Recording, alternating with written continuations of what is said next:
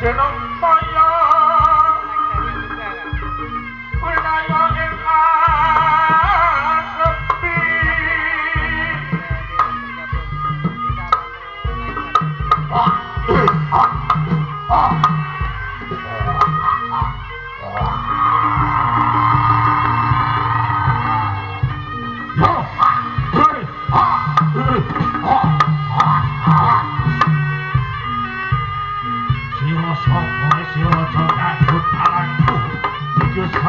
para siwa parang tansah padha budal kabeh ingkang tangi sapa semene kang 40 dina suwene dewasane sapa parang budal iku padha ingkang arep mongso adi iki jatah perangku ayo sapa ae padha ganggu aku arep tak tangan tak teko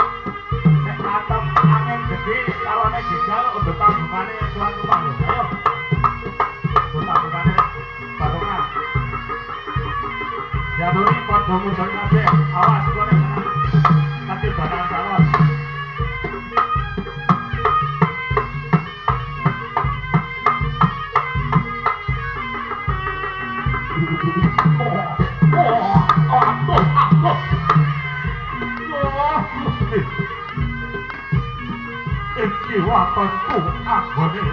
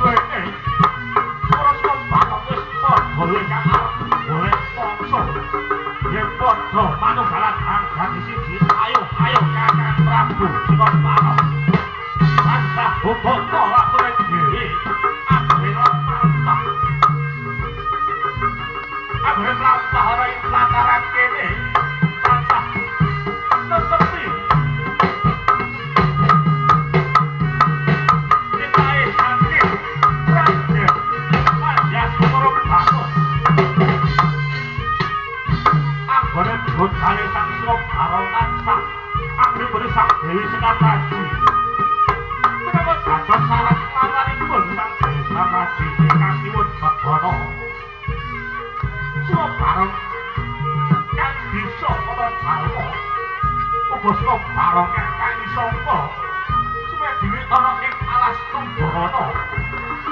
Alas iku ingkang angker wingi kepadipati Sabara Sabamati. Kuwacarna para pakatepaning status. Ilang salah ing kono.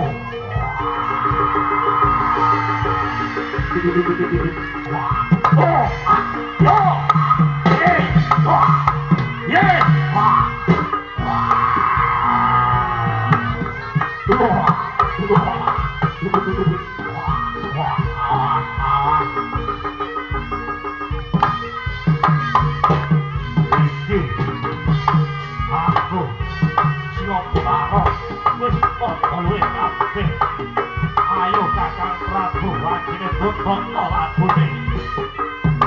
Prabu Rasna parongan budal ana ing kraton Balamati. Ingkang sampun dilembahi Sang Dewi Sekar Sakti. Ingkang menika warta Panjenengan Pegana Sina parongan bisa ora kalpo. Ayo kakangku Rasna parongan bisa tonton kalpo. Anggere budal tetepi Taman Sakti dan Wajah Koro Kawan dalam Dewi Sekar Sakti. Ingkang Pegana ya iku kudangan kang arupi Sina parongan gedene kaya gunung anak iki.